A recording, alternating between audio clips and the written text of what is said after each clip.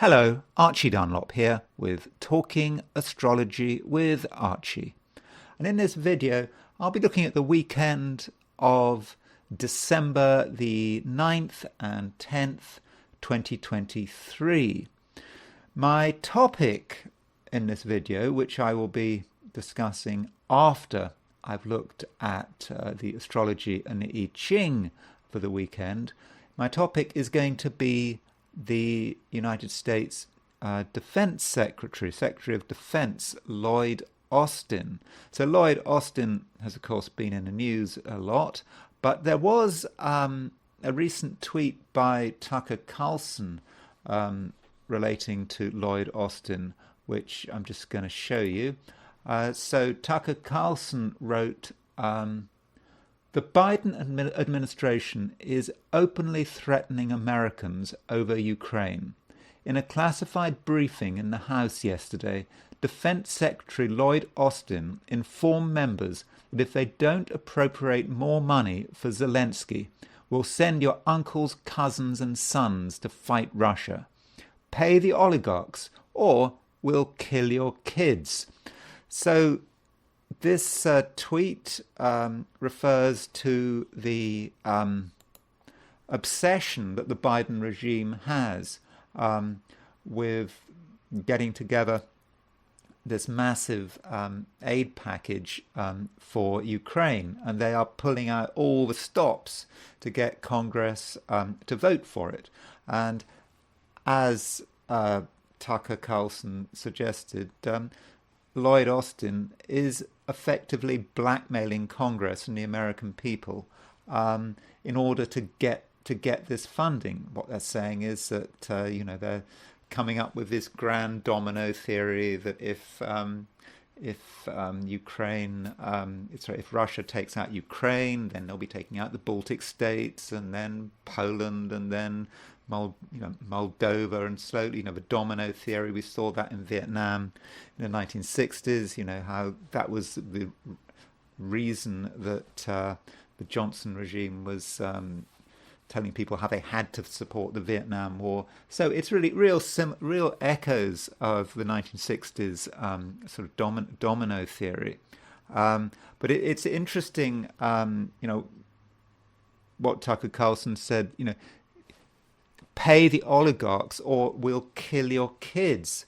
And that's a reminder, perhaps, that Ukraine is one of the most corrupt countries in the world, certainly more corrupt even than Russia.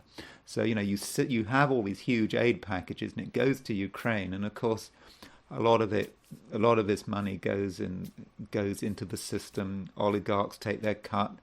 There's even stories that some of the stuff that's been equipment going to Ukraine has ended up in Mexico being used by the cartels. So, it's a major issue. And Lloyd Austin, as Secretary of Defense, is taking a leading role in this.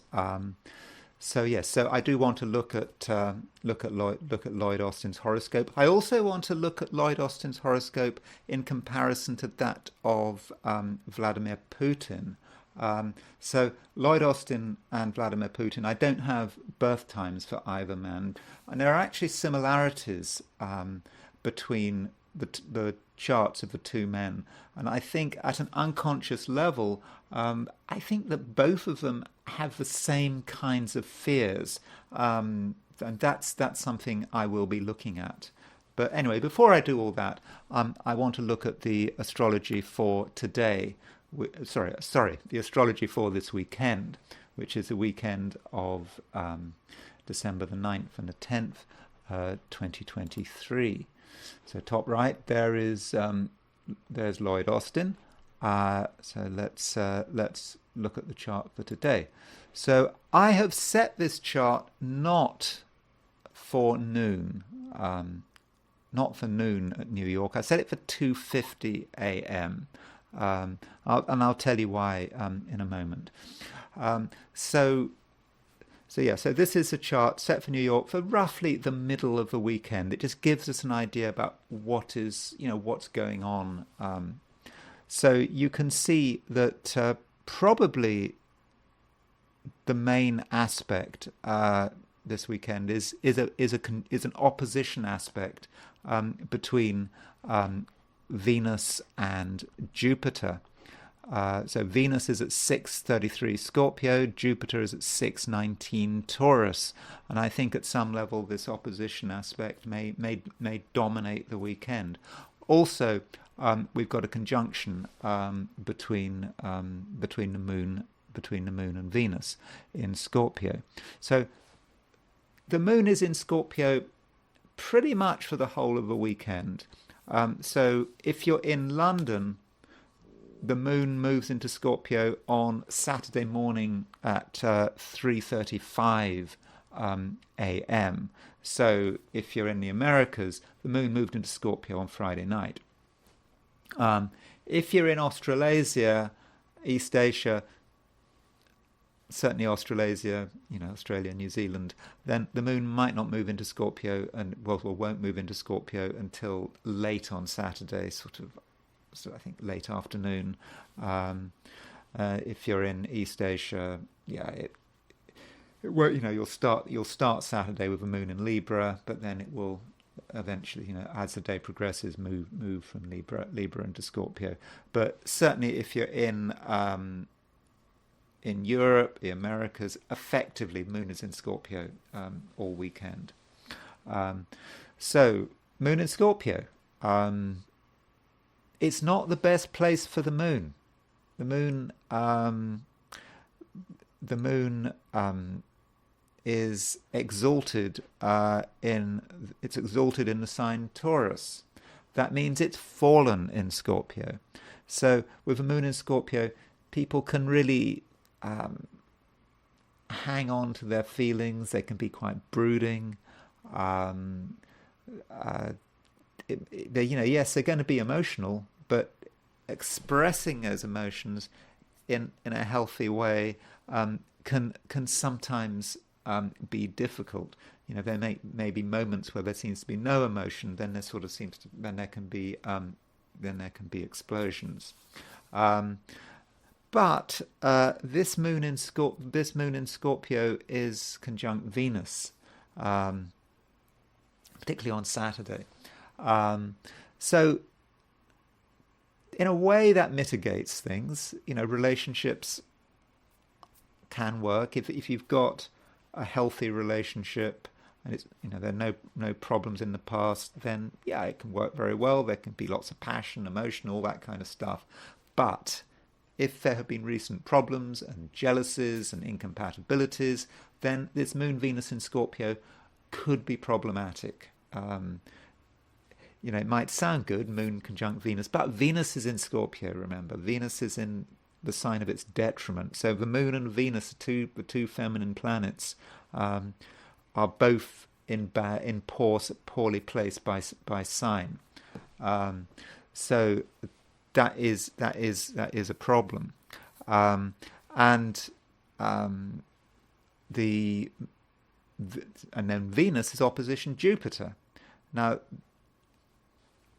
that in a way that does help emotions to be released. Jupiter is a planet of expansion. It releases things. So yes, there is a scope for emotions to be released, but are they going to be released in a healthy way? Because it's an opposition. Emotions could suddenly pour out all at once, and it may all be overwhelming. Now, Venus opposition Jupiter is not just associated with relationships. Venus can be the planet of money. It can be the planet of indulgence. The beautiful things in life, things we think are beautiful. And then it's opposition Jupiter. That means excess. That means spending too much money. That means getting attracted by beautiful things and feeling we have to buy them. So if you're going shopping, whether it's online or in the person, and you see something you like and you think, that would be nice, I would suggest you don't buy it. Not just because it's probably too much money, but also, Venus is a planet of aesthetic judgment. It's how we judge whether something is beautiful or not. Venus is in Scorpio, sign of its detriment. So our judgment on what is beautiful may be flawed. So we might spend money on some piece of expensive garbage that looks nice, and spend all this money, and then even before we get our credit card bill, we might realize that it really is not very beautiful, and we all realize we've made a mistake. So this weekend, don't spend money unless it's really necessary, particularly on beautiful objects.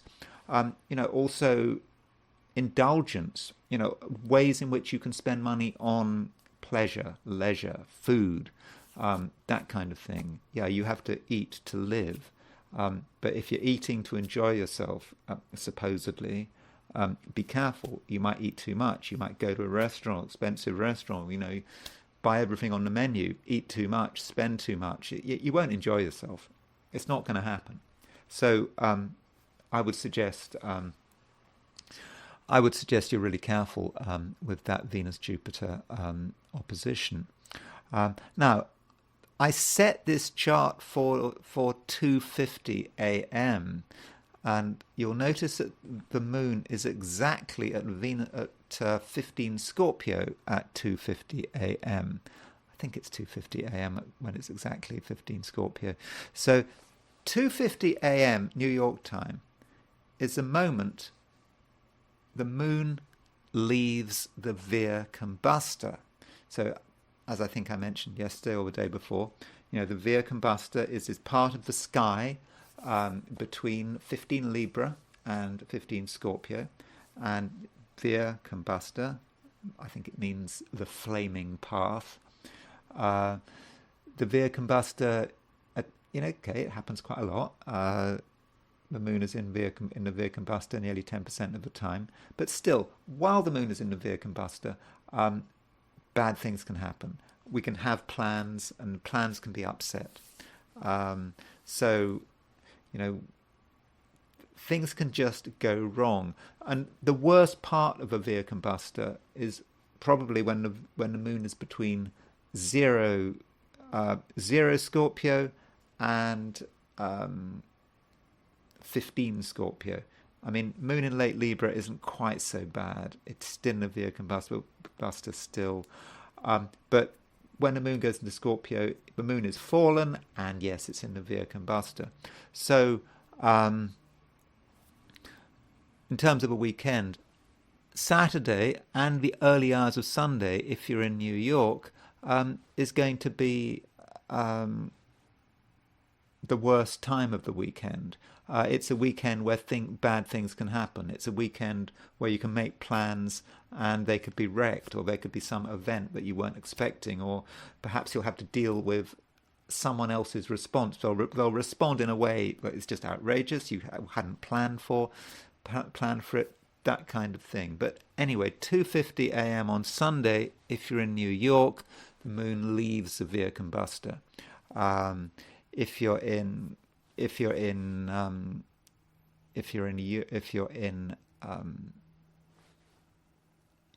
Western Europe, if you're in the UK, it's 7:50 a.m. on Sunday, or 8:50 a.m. if you're in London or Paris. So sort of by Sunday morning, if you're in Europe, it'll be over. If you're in Australia, New Zealand, then you might have to wait until early afternoon on Sunday for the moon to leave early afternoon. In fact, late afternoon, early evening.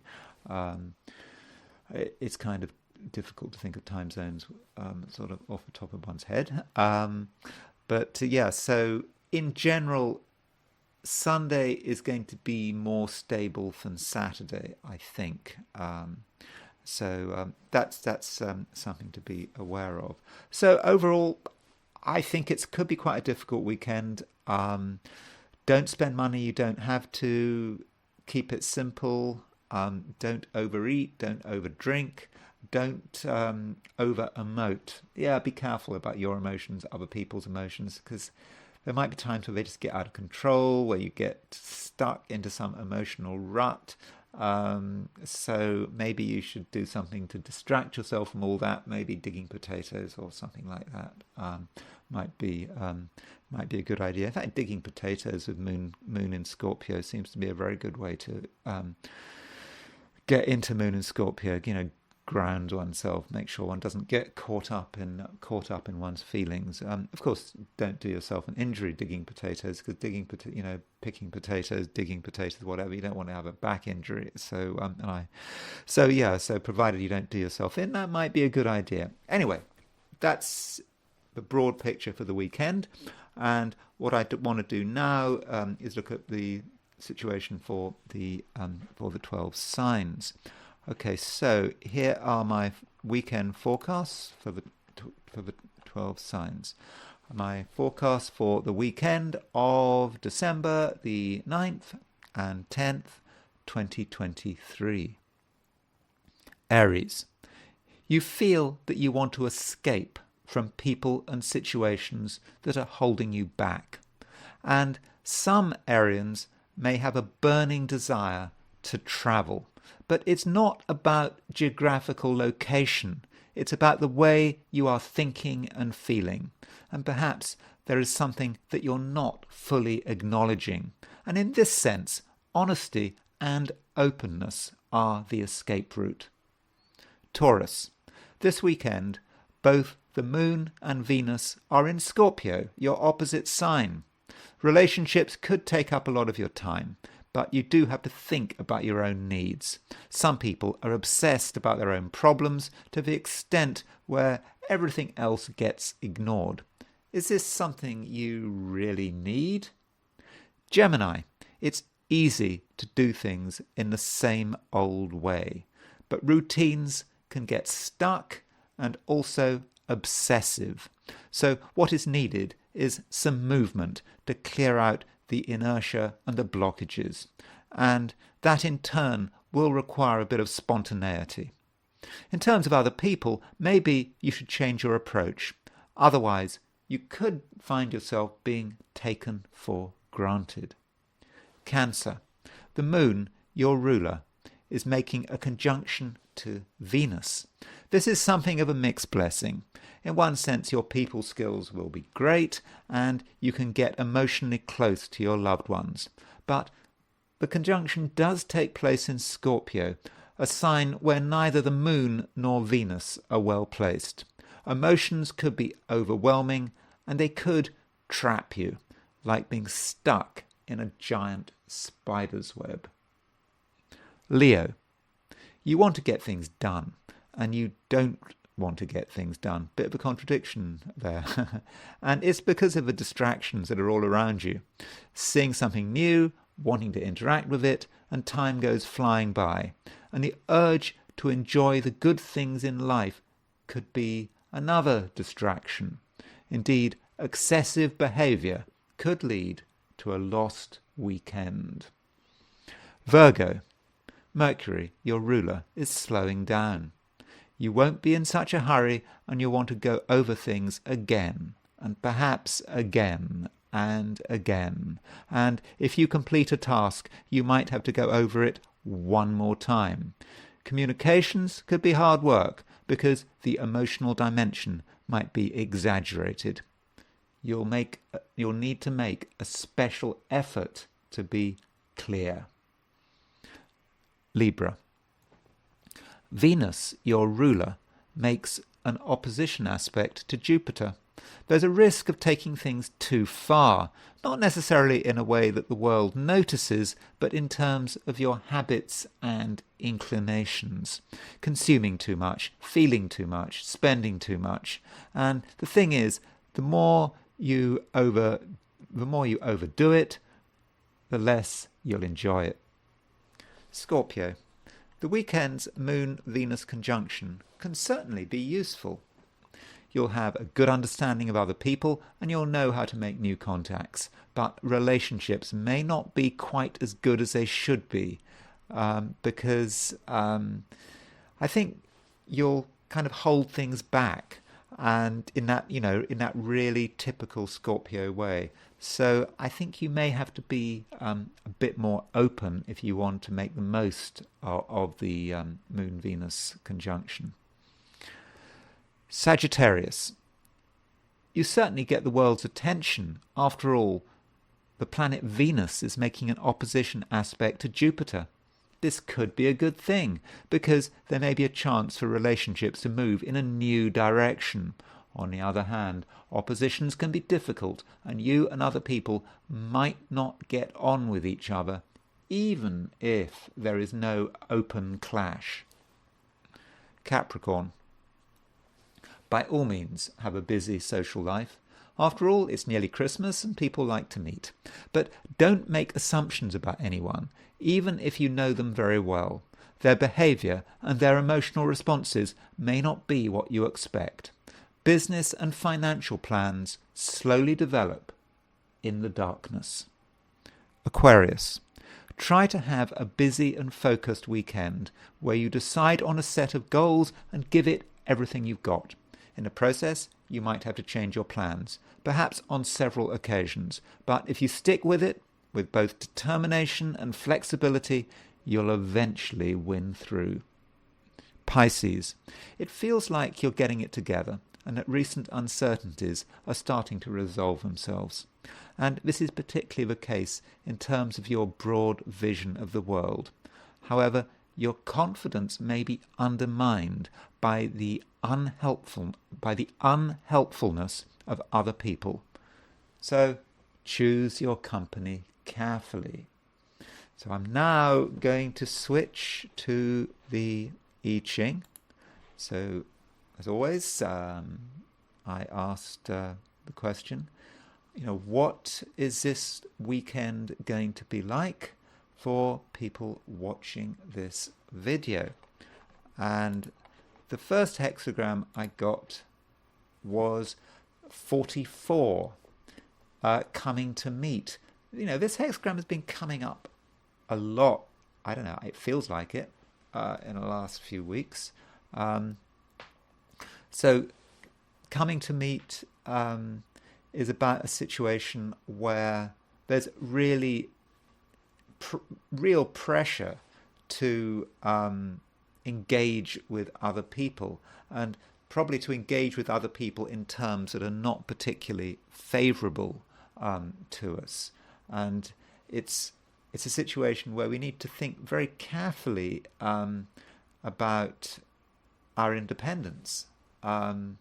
It's important that we are an independent operator throughout this weekend, that we don't spend all weekend having to worry about other people. And I suppose this kind of jives with the fact that we've got this Venus opposition Jupiter. It's quite a sociable aspect, Venus opposition Jupiter this weekend. Venus is a planet of relationships, but it's a bit excessive. And we've got Moon conjunct Venus as well in Scorpio. Moon conjunct Venus in Scorpio is about relationships, but it can be about people being very, very demanding. And so I think this hexagram 44 coming to meet, which seems to be strongest on the Saturday because it's the first hexagram, it does move to something else. We have to really think carefully. Do we really want to bring new people into our life? Because once we do, we won't be able to get rid of them. Particularly as there are people out there who are completely obsessed with their emotions and their own problems. They want to really dump them on us. So if we give people an inch, I think they'll take a mile, at least emotionally, and they could completely drain us. So do think carefully. And there is a moving line here. Third line from the bottom moves. Now, third lines in hexagrams are often unfortunate, but there's an idea here of something unfortunate leading to a fortunate situation, in the sense that maybe we'll have the inclination to engage with people.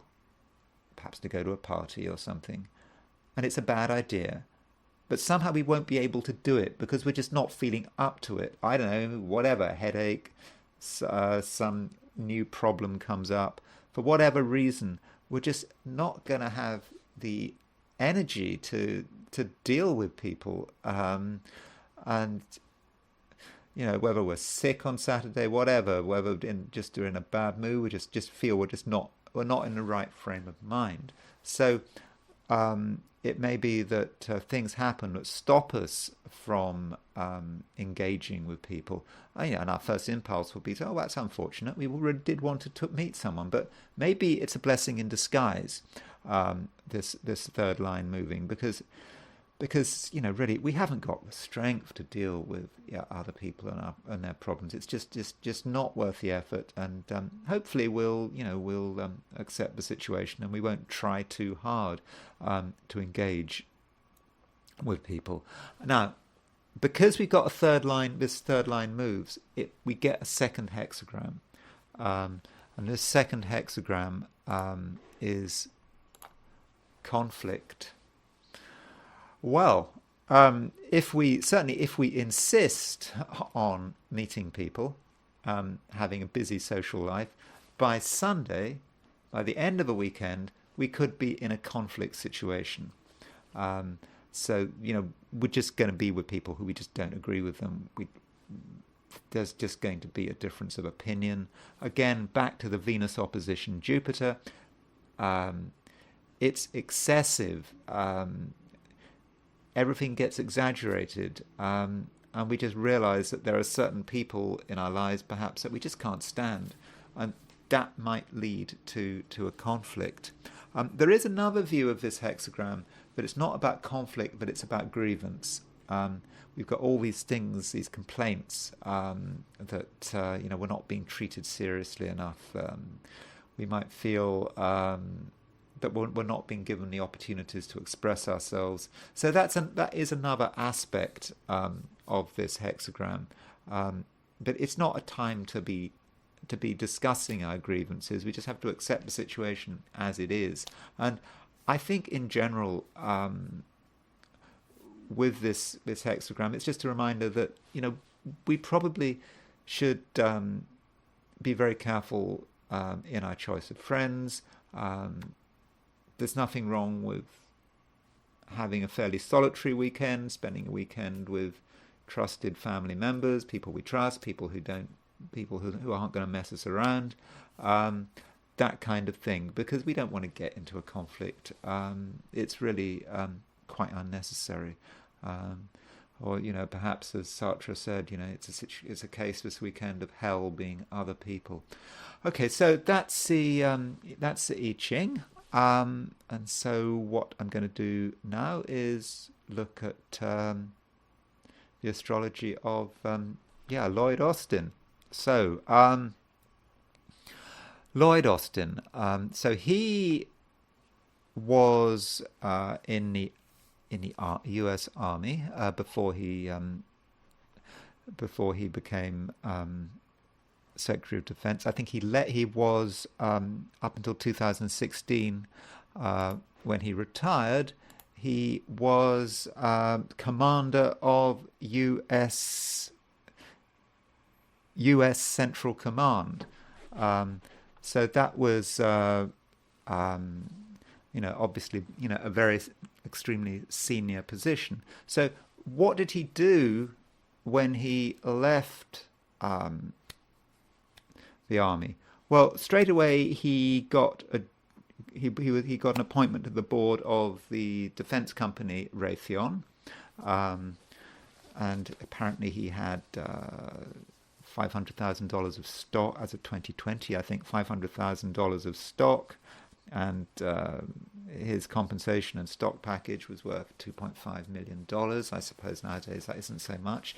But yeah, so he's associated with a defense with a defense contractor. Now, there is this rule that when you've left active service in the army, you have to wait 7 years before you can get a job like being Secretary of Defense. but for him to become Secretary of Defense, they had to, they did a special waiver for him. So that rule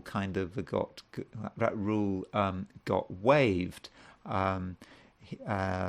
So as far as his connection with Biden is concerned, Biden's son, who unfortunately died, I don't know, quite some time ago, Beau, was on his staff, because Biden was in the U.S. Beau Biden was in the U.S. Army, so there's a connection there with Joe Biden. So as far as as far as Lloyd Austin's horoscope is concerned,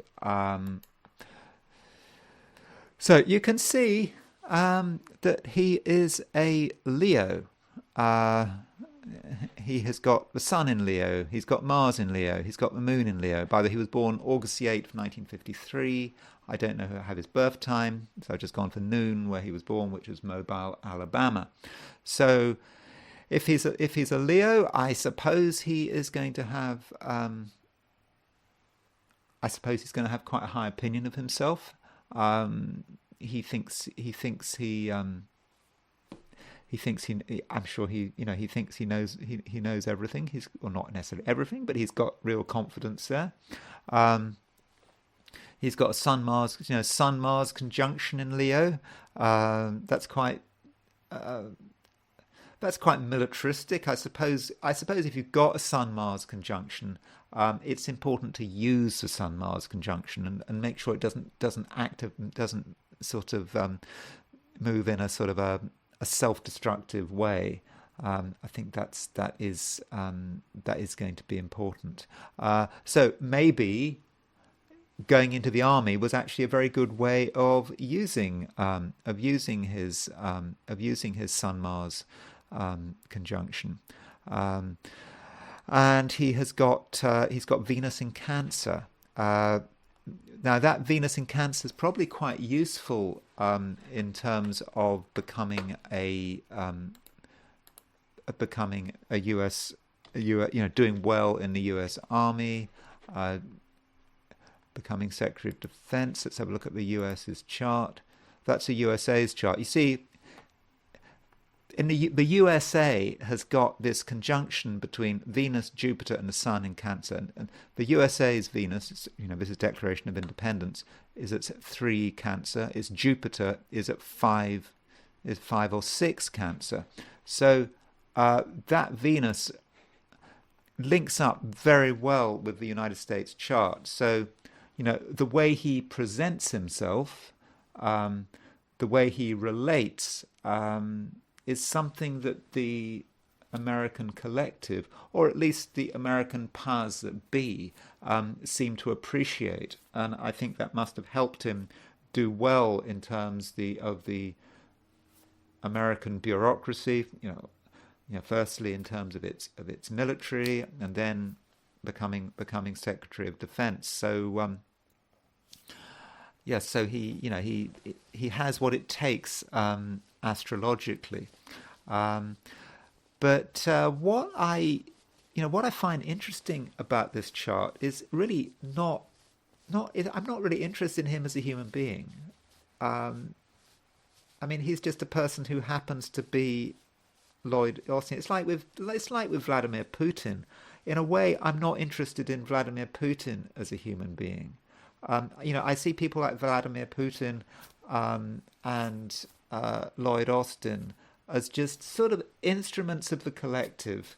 Their personality, sure they have, of course they've got personalities, but we have to look at them as public figures. With Lloyd Austin, what's interesting is that he has this exact conjunction between Saturn and Neptune. That probably helps define who he is. The Saturn-Neptune conjunction square Uranus at 2027 Cancer. So that's quite a close square. So that's all about the collective. So once you become a general in the army, once you become Secretary of Defense, your individuality doesn't really matter anymore. You are an instrument of the collective. So that's how I would see that. So what is that Saturn Neptune conjunction in Libra about? It's about fear. He was born 1953. Just after, Stalin had just died in 1953. The Cold War was really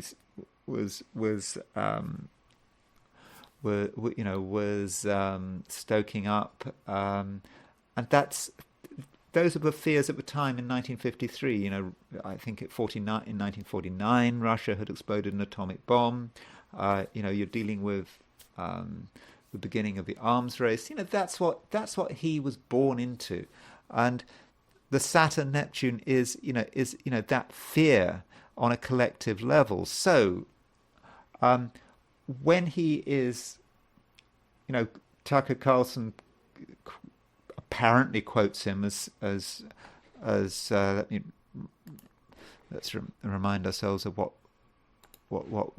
just let's say it one more time. He informed members that if they don't appropriate more money for Zelensky, we'll send your uncles, cousins and sons to fight Russia. You know what? I actually think he might have been sincere when he said that. I think he might actually have believed that. I don't think he was just making it up, just trying to scare them just for the sake of it. Maybe he was told to say it. I don't know. But I think he was really sincere when he said that. I think that's what he really believes. I think he really believes in this kind of domino theory that Russia's going to take over everything. Yeah, I think he does believe it. And I think that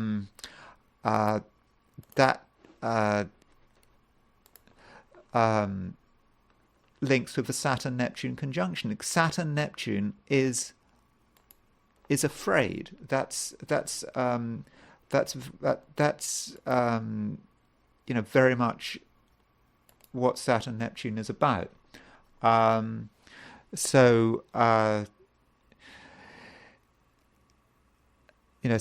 is about restriction, trying to hold it all together. And it's in Libra, which is a good sign for Saturn to be in. But then you've got Neptune, which is the fear of the unknown. And so you bring those together, and he's afraid of what Russia can do. And he was born into a world in 1953 where people were starting to be really afraid about Russia, and then Uranus is square that that Saturn Neptune conjunction. So he wants to do what do we do about it? And now here he is as Secretary of Defense, and he's supposedly in a position to do it. He's got to do whatever he can to stop the Russians taking over the world, as he sees, or at least Europe. Of course, it's nonsense. Russia's not going. Russia might take out a bit of Ukraine. Russia has no plans to go into Poland or even the Baltic states. I think we're just. It is paranoia, but Saturn-Neptune conjunction is about paranoia, and square Uranus. That sort of adds to it. That's about what one has to do about it. Now, I was interested in what was going on in terms of Lloyd Austin and his solar arc directions. So with solar arc directions, we can move all the planets in the chart, 1 degree, symbolically 1 degree. So we move them 1 degree for every year. So if we want to know what is going on in Lloyd Austin's life when he's 70, and he's just turned 70 this year, we move we move every single planet 70 degrees. So let's look at Lloyd Austin's solar arc directions for This is set for December the 8th. So every single planet has been moved 70 degrees. So what I really am interested in is his Saturn-Neptune conjunction. Notice how this Saturn-Neptune conjunction has moved to 0 degrees Capricorn. Now, I don't have his time of birth, so we don't know precisely when this is going to happen, when Neptune moved from Sagittarius to Capricorn, but it's, it may have been 6 months ago, it may have been in 6 months' time, it's around now.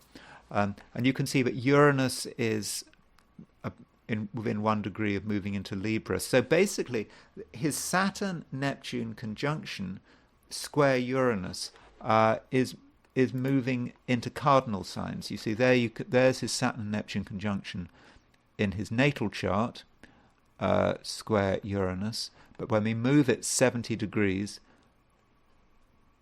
everything crosses the Aries point. So it's crossing the Aries point. The Aries point is the world at large. And so this is where when it crosses the Aries point, this is where all the fears, all that potential for fear that was around when Lloyd Austin was born in 1953, have come together. This is it. This is where it is. This is the desperate fear, and that's why I think that he really does believe that Russia is going to want to take over Eastern Europe, whatever. All these fears about Russia. With that Saturn-Neptune square Uranus, he genuinely believes it.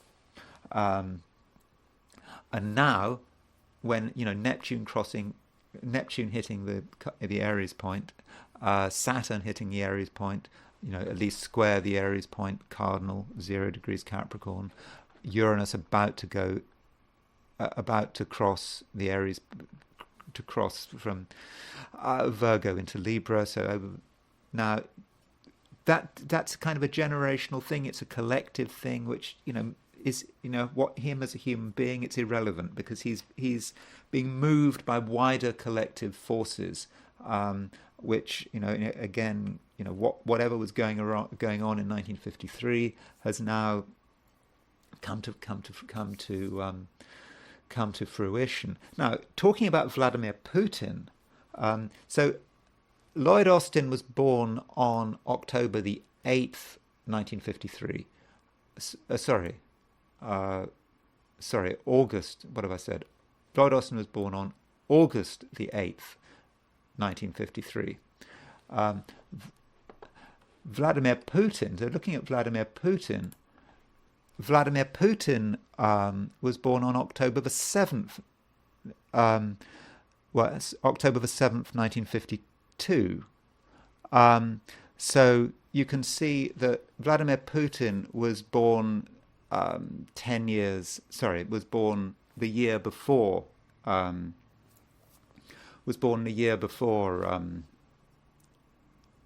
Lloyd Austin. But there are similarities between Vladimir Putin's horoscope and Lloyd Austin's horoscope. So in particular, you will see that Vladimir Putin has his Neptune at 21 Libra, his Saturn at 17 Libra. So like Lloyd Austin, they both have the same Saturn-Neptune conjunction, and this Saturn-Neptune conjunction is square Uranus. So although they're born just over a year apart, Vladimir Putin was born while Stalin was still alive, because Stalin died in March 1953. Both Vladimir Putin and Lloyd Austin have a Saturn-Neptune conjunction square Uranus. So they both, at an unconscious level, have this fear. So look at the fear from Vladimir Putin's perspective. The fear from Vladimir Putin's perspective is you've had this expansion of NATO going on really since 1991, but particularly gathering pace at the beginning of this century. And you already seen, in 1999, NATO's bombing of Serbia. So you've seen an aggressive NATO, which is basically attacking. It's attacking Russia. It's attacking Russia, and so from Putin's perspective, you're also seeing a domino theory. You're seeing these dominoes falling. You're seeing all of these countries around Russia, the dominoes falling and becoming part of NATO. And so in the end, Russia is going to get overwhelmed. That's Saturn-Neptune. That's Putin's Saturn-Neptune conjunction. That is that fear. And it's square Uranus. And so what do we do about it? We have to take action. And if we look at Putin's solar arc directions for now, they're not so dissimilar. 70, these men are around 70 years old. They're not so dissimilar with Lloyd Austin and Vladimir Putin. So, you can see that solar arc directed Saturn for Putin at the moment is at 29 Sagittarius. His solar arc directed Neptune is at about 3 Capricorn. And his solar arc Uranus is at 29 Virgo, both moving into Libra. So my point is that from a collective point of view, Vladimir Putin and Lloyd Austin are very similar. Forget them, who they are as human beings, as individuals. Forget about that. Think about them as collective entities. Both of these men have Saturn-Neptune conjunctions. Both of these Saturn-Neptune conjunctions are square Uranus. And from a solar arc direction point of view, right now, a few years either side, this square aspect between Saturn-Neptune, square Uranus, is directing to the Aries point. So it's not surprising, but right now is a moment when their fears are completely manifesting, and in both cases, they're terrified of some kind of domino effect from different perspectives. Personally, my subjective view, I think that Vladimir Putin's fears of a NATO NATO encroaching on Russia and trying to overwhelm it are far more justified than Lloyd Austin's fears about any Russian expansion westwards. But that's just my subjective view. Just from an astrological point of view, both men are tools of the collective, and both men have very similar fears. And that relates to the times of which they were born in the early 50s, and how those pressures in the 1952, 1953 have blown up and have manifested right now in the early 2020s. Okay, that's all I'm going to say for today. Thank you for listening, and I will talk to you again very soon.